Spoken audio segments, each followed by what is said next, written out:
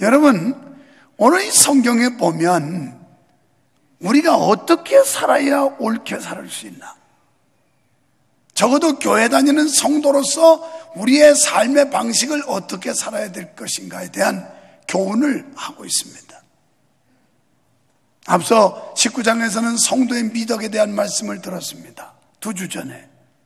근데 오늘 이 말씀에 구원받은 주의 백성들, 하나님의 자녀들이 이 땅에서 어떻게 살아야 될 것인가, 여기에 대한 교훈을 주면서 우리가 금기사항이 몇 가지가 있는데 이걸 철저하게 지키라는 교훈을 본문은 우리에게 주고 있습니다. 성도는 몸의 여러 감각기관을 통해서 하나님의 영광을 드러내야 된다는 것을 가르쳐주고 있어요. 그렇다면 하나님의 자녀된 성도가 마땅히 취해야 할 삶은 무엇일까요? 오늘 1절에 보니까 독주를 삼가라 이렇게 말씀해요. 지혜자는 성도가 경계해야 할 첫 번째 행동이 독주를 삼가야 한다고 말씀합니다. 영국의 주석학자 매튜엘리는 술의 피해에 대해 말하면서 술이 들어오면 명철한 판단력이 몸 밖으로 빠져나간다 이렇게 주석을 했어요. 그러니까 술이 우리 마음속에, 우리 몸속에 들어오면 명철한 이 판단력, 이게 빠져나간다는 거예요. 그래서 우리 속담에 술 먹은 개라는 그런 속담이 있어요. 그냥 아무데나 다리 들어요. 술 먹으면. 왜냐하면 생리적 현상으로 여기다 부어놨으니까 이게 이제 빼져야 된다고. 그러니까 그냥 아무데나 가가지고 가서 다리 들고. 성경은 독주를 삼가라는 거예요. 이런 술의 해로움 때문에 성경 여러 곳에서 술을 삼가라고 경계하고 있는데, 이걸 핑계대는 사람들은 성경에 오지 술 먹지 말라는 말이 있느냐고. 그러면서 디모데가 위장이 약해가지고 그 위장병 때문에 바울이 소주를 조금씩 먹으라 그랬더니 그거 보라고 술 먹으랬다고 성경에. 잠언서는 술은 보지도 말라고 그랬어요. 그건 더 무서운 말이에요. 먹으라는 말보다 더 무서운 말, 보지도 말아라 그랬다고. 왜? 유혹을 받으니까. 알코올 마시는 사람들은 그것만 보면 유혹이 갈 거예요. 누구네 집에 가서 막 오래된 막 술을 착 진열해 놓으면 그것만 봐도 꿀꺽 침 넘어갈 거예요. 꾼들은 말이에요. 여러분, 성경에서는 이 술의 해로움 때문에 경계하고 삼가라고 하는데요, 실제적으로 위대한 신앙인들이 술로 인해서 실수한 적이 많습니다. 그 중에 대표적인 예가 노아예요. 방주에서 나와가지고 포도주를 얼마나 들이마셨는지 그냥 아랫도리가 다 벗겨진 것도 모르고 벌렁 자빠져 있어요. 얼마나 창피하고 망신스러운지 몰라요. 또 롯이라는 사람도 마찬가지였어요. 그도 한때 술 취해가지고 망신을 겪은 적이 있습니다. 여러분, 술에 미혹된 자는 어리석게 됩니다. 그래서 구약의 제사장에게는 음주가 절대적으로 금지됐어요. 우리를 어리석게 만들고 판단을 흐리게 만들고 사람을 지저분하게 만들고. 그래서 사도 바울은 에베소 5장 18절에 술 취하지 말아라, 이는 방탕한 것이다. 오직 성령의 충만함을 받으라. 오늘 성령 충만 받으시기를 축원합니다. 여러분만 심령 속에 성령이 충만하면 이런 알코올 따위는 그냥 빠져나가요. 맞아요. 기독교 문화의 뿌리를 둔 독일인들의 속담, 그들에도 바다에 빠지는 자보다 더 위험한 자는 술독에 빠지는 자라, 이렇게 말했어요. 독일인들, 유럽 사람들은 이 음주에 대해 비교적 너그러울 수 있는데도 바다에 빠지는 자보다도 더 위험한 자가 술독에 빠지는 자라는 거예요. 술로 망한 사람 많습니다. 평소에는 아주 순진하고 착하고 그런데 술만 먹어놓으면 개차반인 사람이 있어요. 여기는 그런 분이 아무도 없지요. 있다면 변화받기를 축원합니다. 여러분, 적어도 우리의 심령이 생명이 새로운 생명으로 바뀌었다면 청산할 게 있어요. 여러분, 독주는 사람의 마음을 거만케 합니다. 완전히 술에 처면 배는 게 없어요. 그래가지고 천하가 다 지건 줄 알아. 누구야 이씨, 왜 이래 이씨, 나와 이씨, 막 그러면서. 그러니까 너는 돼지게 맞아야 돼. 아주 그냥 세상 넓은 줄 모르고 하늘 높은 줄 모르고 막 완전 알코올이 여기 들어가지고 비틀어지니까 뭐 목사가 뭐야, 목사가 목사가 밥 먹여주냐 막 이러면서. 교회 와서 여러분 뭐 돈 좀 들어간다고 불평할 텐데 평생 들고 담배값 절약한 건 또 여러분 헌금 못하고 가요. 하루에 2갑씩 피는 골추가 50년 동안 담배 피우면 얼마 들어가는지 알아요? 그러니까 뭐 헌금 인상 쓸 거 없어요. 여러분이 피워대는 담배값도 다 헌금 못하고 간다니까.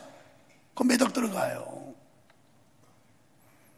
그러니까 여러분 건강 지켜주고 정신 멀쩡하게 하고 교회에서 여러분을 변화시켜주는 게 이게 얼마나 큰 은혜냐 이 말이에요. 성경은 다윗이 우리아를 술 취하게 만들어서 자신을 속이고 있다고 말씀했습니다. 여러분, 술 취한 자는 술에 속는 거예요. 그래서 범법 행위가 나타나고 인간을 비참하게 만들고 급기야 자신까지 병들게 만들어요. 결국은 간이 병들고 간경화, 간암 이런 것들. 담배 많이 피우는 사람은 확률적으로 폐암 이거 많이 생기고 백해무익해요. 판단을 흐리게 만들고 육체를 병들게 만들고 우리를 실수하게 만들고 백해무익한 거예요. 백해무익. 그래서 그러면 그거 못하고 지옥 가나요, 목사님? 왜 물어봐요? 본인이 알면서 나한테 답을 요구하려고 하지 말고 본인이 잘 알잖아요. 그런데 하나님께 영광이 되느냐 이 말이에요. 성경에 담배 피지는 말라는 말이 어딨냐고.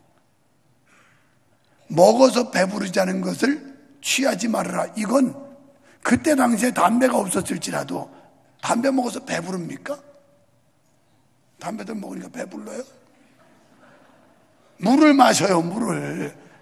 배가 고프거든. 무슨 담배 피워가지고 물론 환각작용으로 순간 착각을 할 수 있죠. 몽롱해가지고. 그래서 담배 피우던 사람들 금단 현상 때문에 막 헷갈린다고 그러죠. 기도하세요. 하나님이 다 해결해줘요. 다 해결해줘. 하나님이 은혜 주면 써서 못 먹고 역겨워서 못 먹고 오바이트 나서 못 먹고 다 못 먹게 돼 있어요. 얼마나 하나님이 좋은 분인지 몰라요. 독조는 주님의 지혜와 모든 거룩한 것들을 파괴합니다. 때문에 신자는 강한 금기사항을 따라야 성공적인 신앙인이 될 수 있어요. 독조는 우상숭배의 필수품이었으며 타락과 음란의 온상이요 시발점이었어요. 두 번째는 다툼을 삼가라는 거예요. 3절에서 지혜자는 다툼을 멀리하라고 권면합니다. 사람은 흔히 다툼이 있을 때 뒤로 물러서면 패배라고 생각해요. 그래서 다툼에 내가 절대 밀리지 않는다. 반드시 내가 이길 거다 때를 써요. 그렇지만 본절에서는 오히려 다툼이 생길 때 한 발 양보하고 뒤로 물러가서 다툼을 중단하라고 말씀합니다. 이것이 성경의 가르침이요 참된 지혜자의 태도인 줄로 믿습니다. 왜냐하면 모든 일의 판단자는 하나님이세요.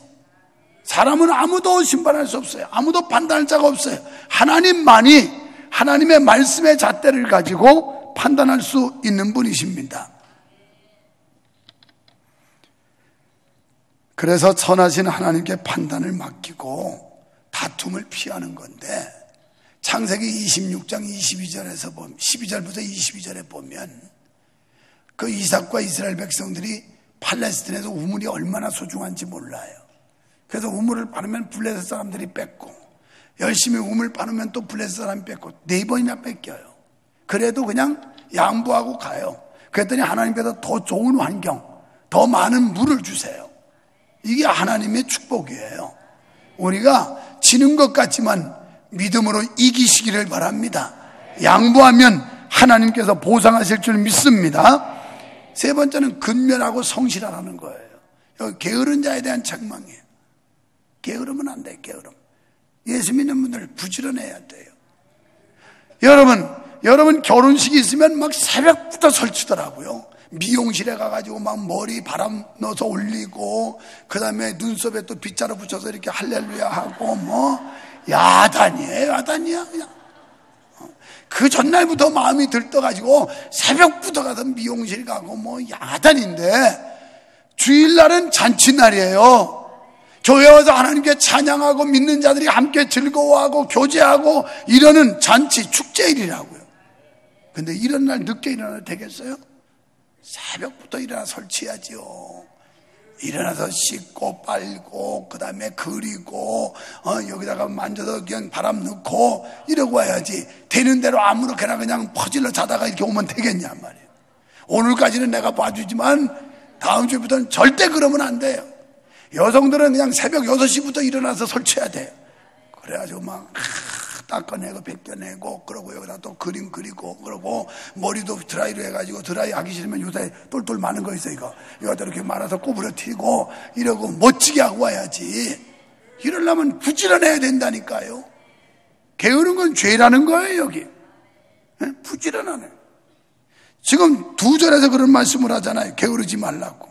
4절에서도 그러고 13절에도 그렇고. 우리가 이 나태와 태만이라는 게 얼마나 무서운 죄인지를 사람들이 깨닫지 않는 거예요. 13절에서 말씀합니다. 너는 잠자기를 좋아하지 말라. 내가 빈궁하게 돼. 게으르지 말라는 거예요.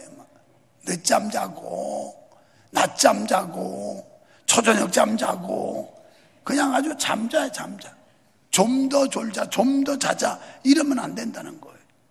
새벽같이 일어나고, 그래야 부지런해야 새벽 기도할 수 있고, 교회도 지각 안 하고 일찍 올 수 있고, 세상에 7시에 예배 왔다 간 분들도 있는데 11시 10분에 오면서 이것도 시간을 못 맞춰서 이게 되겠습니까? 이거 왜 이렇게 게으른 거예요? 이거 너희는 게으르지 말고 부지런하여 열심을 품고 주를 섬겨라. 이게 성경이에요. 열심을 품어야 돼요.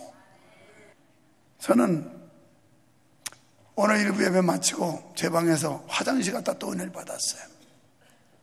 타월이 딱 걸렸는데 2012년 11월 2일 우리가 오래돼서 이거 입당한 것도 잊어버렸네. 11월 2일인가 3일인데 그게 써 있어요.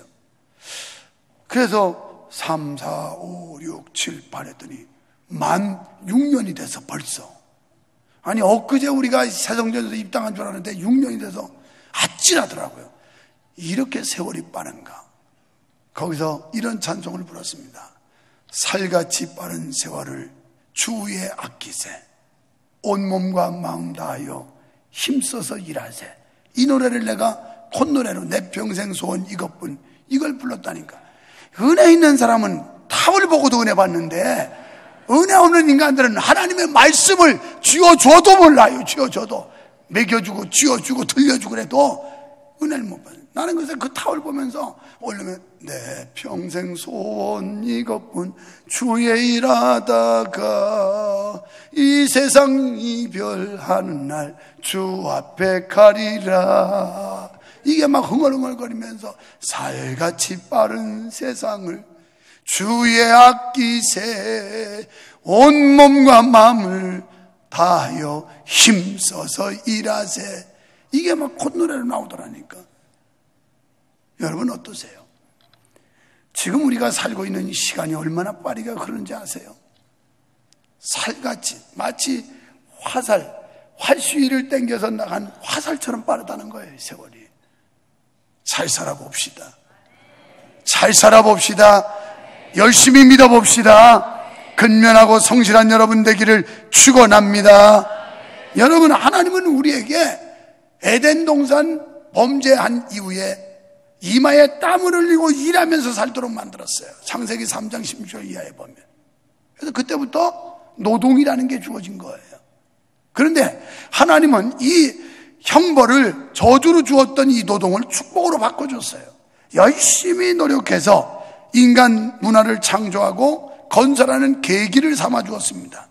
때문에 이 노동은 인간들이 감당해야 될 신성한 의무이면서 권리예요, 권리.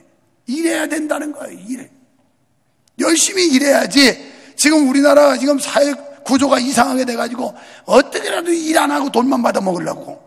이거 큰 병폐예요. 열심히 일해야 될 때지 먹고 놀 때가 아니라고요. 지금 기업들이 어려워하고 경제가 어려워하고 기업이 이제는 해외로 탈출을 해갖고 왜? 더 이상 여기서는 생산성이 안 맞는다는 거거든요. 이러면 어떻게 되겠어요, 우리나라가? 일해야 돼요, 일해야 돼요. 교회 와서도 일해야 되고, 교회 바깥에 가서도 일해야 되고, 우리는 교회 안팎으로 그저 일하는 일꾼이 되시기를 축원합니다. 교회도 일 안 하겠다는 거예요. 그냥 일 안 하고 편안히 구원만 땡겨 먹겠다는 건데, 그래서는 하나님이 뭐라고 말씀하냐면, 데살로니가 후서 3장 10절에 사도 바울은 일하기 싫어하는 초대교인들을 향해서 일하기 싫거든 먹지도 말아라. 여러분, 먹지 말라는 게 얼마나 무서운 말인지 모르겠어요? 안 먹으면 죽어요. 우리 박상준 목사님네 아들 중에 하나가 제일 서러워하고 무서워하는 게 밥 먹지 말라는 거래요. 아들 중에 하나 그런 애가 있어요. 그래서 하여튼 경고하려면 너 오늘 저녁 먹지 마. 그러면 그때는 달기똥 같은 눈물을 뚝뚝뚝 떨어뜨린대. 밥 못 먹을 생각해서. 여러분, 먹기 싫어서 안 먹을 때는 괜찮은데 이거 밥을 뺏겨서 못 먹을 때 얼마나 억울한지 경험들 해보셨죠? 어릴 때 이게 성질머리 나면 우리 엄마가 저녁에 야 만사가 밥 먹어라. 아 싫어요, 안 먹어요. 아 이리 와, 빨리 밥 먹어. 싫어요. 이래요. 그래서 입을 덮어주고 있는데 세 번째 먹으라면 못 이기는 척하고 나가려고 그러는데 우리 엄마가 두 번 하고 안 해. 이제 더 이상. 그날 굶고 자면 얼마나 억울하고 서운한지 배고픈 시절 살아본 사람들이 알아요. 요즘 애들은 뭐 배가 하도 먹어가지고 먹기 싫어 안 먹는 애들이니까.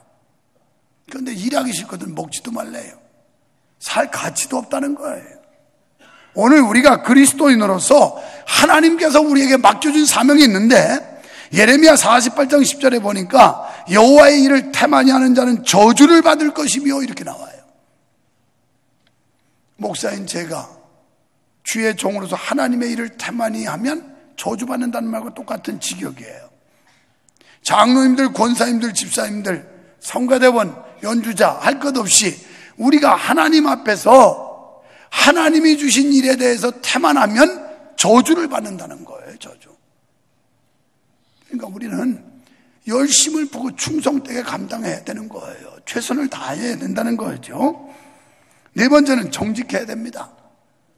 오늘 속이는 저울추, 그 다음에 말, 이건 여호와께서 미워하시는 거라 이렇게 나오잖아요. 옛날에 시골에서 이 저울추를 얼마나 잘 속이는지 몰라요. 그래서 어떤 경우는 저울추를 얼매겨가지고 이게 추는 다 맞는데 실제 가서 달아보면 근대가 빠진 거예요. 일단 넘기고 이렇게 아주 사기치는 장사꾼들이 많았어요. 말도 곡식을 대는데 우리가 분명히 볼 때는 막 계속 흔들고 누르고 막 그래요. 그러고도 이렇게 고봉을 해서 싹 넘겨주는데 집에 가서 다시 내가 대보면 고봉이 절반으로 깎여. 요걸 잘해야 장사꾼이 남는다고 했다거든요. 옛날에 쌀 장사도 곡식을 그렇게 돼요. 어떻게 쌀을 세운다는 거예요. 이런 짓 하지 말라는 거예요. 이런 짓. 양심을 속이고 상술 가지고 속이고 사기치지 말라는 거예요. 우리 그리스도인들은 정직해야 될 줄 믿습니다. 그러면 왜 이런 짓 하지 말라고 그러느냐? 상거래에서 부정을 행하는 건 한 개인만 속이는 게 아니고 공의로워야 할 사회 공동체 전체를 부정부패에 빠뜨리는 결과이기 때문에 하나님께서 이것을 금하신 거예요. 우리 그리스도인들은 절대 사기꾼 되면 안 돼요. 속이면 안 돼요. 정직한 게 담보가 돼야 되는 거예요. 정직한 사람은 신용을 잃지 않아요. 그런데 부정직한 사람은 그 사람은 콩으로 매주를 쓴다고 해도 안 믿어요. 신용 탈락이에요. 우리 그리스도인들은 말이 곧 행동이 돼야 되고 말이 보증이 되는 이 정직한 삶을 살아야 될 줄로 믿습니다. 여러분, 성도가 세상에서 정직하고 신실하게 살아야 할 이유가 여기 있는 겁니다. 성경은 타인을 속이지 말라고 말씀했어요. 속이는 건 마귀의 속성입니다. 거짓으로 속인 사건 중에 하나가 뱀이 하와를 속인 사건이에요. 선악과 사건은 바로 뱀을 통한 사단의 역사였습니다. 사단은 남을 속이도록 위장을 해요. 여기에 우리가 꼬임에 넘어가면 안 되는데 사탄의 역사가 사람의 마음을 움직이고 있다는 겁니다. 대표적인 예가 사도행전의 아나니아와 삽비라라는 사람이에요. 부부가 완전 범죄. 그래가지고 했는데 결국 들통났죠. 그래서 신앙적으로 큰 타격을 입고 결국은 죽음이라고 하는 이런 하나님의 심판이 찾아왔어요. 그뿐 아니라 가룟 유다는 예수님을 은 30냥에 팔았어요. 그는 사람을 속였습니다. 스승을 속였습니다. 그리고 하나님을 속였습니다. 또 사도로서의 하나님을 속이는 이 행위가 결국은 배가 터져서 창자가 겉으로 나오고 저주를 받아 죽게 돼요.